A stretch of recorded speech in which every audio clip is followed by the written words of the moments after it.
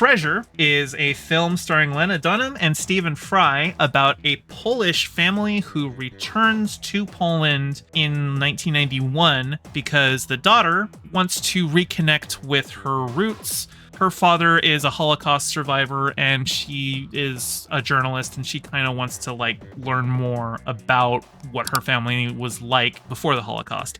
The film was kind of almost pitched as a bit of a comedy, and there's certainly funny moments in it, but mostly just in terms of Stephen Fry, her father. He's a very quirky character. He's a bit of an overbearing father, but he's also a bit absent-minded. He's always wandering off and just talking to people and making new friends and stuff like that. But the film is, it's a movie about a Holocaust survivor. Obviously, it's going to get into, details of the Holocaust. And actually, a pretty notable scene is filmed at Auschwitz. And there's a shot in the movie that's I don't know if it's a drone shot or a helicopter shot or a crane shot, but it's a big establishing shot just looking at Auschwitz. And I had never seen just the absolute scale of the camp before. I had never seen in photographs or in cinema depicted just how huge this place was. And I know there was over 1 million people killed there, but it's one thing to hear a number and it's another thing to visualize what that looks like. And that was pretty notable. But my big takeaway from this film is Lena Dunham's character. She's, I don't know. I gather that this movie is based on I think it's based on a real story, but all of the characters are fictionalized versions. And Lena Dunham's character, she's kind of she's trying to understand her father and what's growing up, but there's certain things where she's so laser focused on, she has this itinerary of what she wants to accomplish that she's not really that open to listening to her father and what he wants.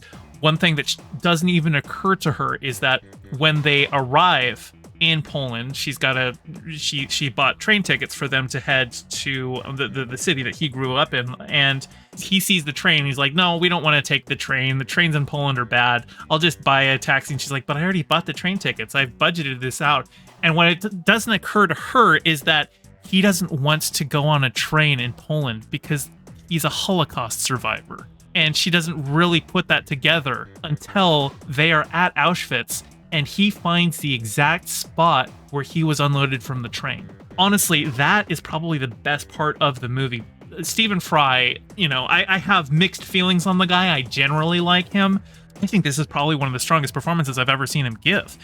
The way that he comes alive as he's remembering everything, and he's not saying it like he's crying or anything like that. It's just he's been putting these memories to the back of his mind for so long, and when he's there, all of a sudden it all comes to him, and he's never opened up to her basically about any of it. But now that he's here, he starts just talking about everything. This is here. This is the moment. This is where I was taken away from my mother. Here's the tracks. This is it.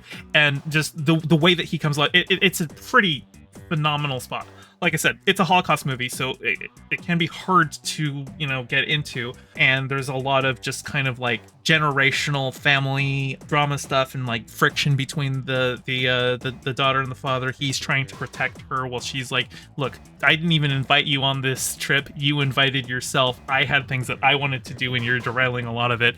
But she's having to learn to be more open to his knowledge as somebody who actually grew up here. It's an interesting film. I'm actually surprised that it wasn't released in December, because if you're making a Holocaust movie, you're generally making it for the Oscars. And if you're making a movie for the Oscars, you want it to be released around Christmas so that it's fresh in the Academy's mind when they go and vote. Maybe it's a case where the studio didn't feel like it was a strong enough contender, and that's why they put it out here. Although summer release schedule, you usually want your bigger budget stuff coming out. So I don't know. I think it's an okay film. Lena Dunham doesn't really stand out to me at all in it. I think Stephen Fry is he gives the real standout performance here. But it's a bittersweet film. Yeah, I don't know. It was okay. Would I recommend it? Probably not. If I'm going to recommend something for being a Holocaust film, there's dozens of other films I can think of first. But if you really like Stephen Fry, this is a good Stephen Fry movie. Hey, thanks for watching. Your view means a lot. Don't forget to toss me a like and subscribe and ring the bell and drop a comment below telling me what you thought of the video.